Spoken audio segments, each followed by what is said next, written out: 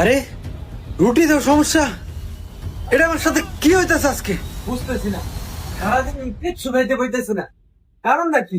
না, রুটিও খামো না, নিশ্চয় আমার একটা ঝামেলা আছে। এই যে ভাই আপনার টেহারা,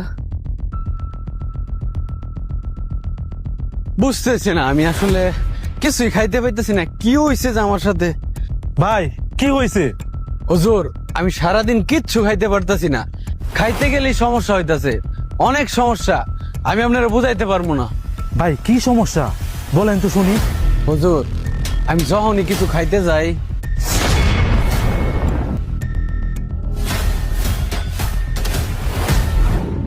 এরকম সমস্যা হইতেছে আমার। কেন হইতাছে আমি কিছুই বুঝতেছি না। আমি জানি আপনার এই সমস্যা হওয়ার মূল কারণটা কি। কি কারণ বলেন তো শুনি।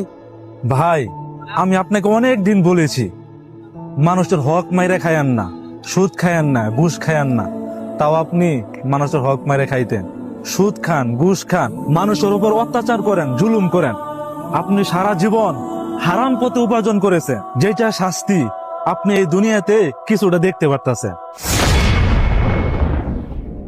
হুজুর, কি বলতেছেন এইসব?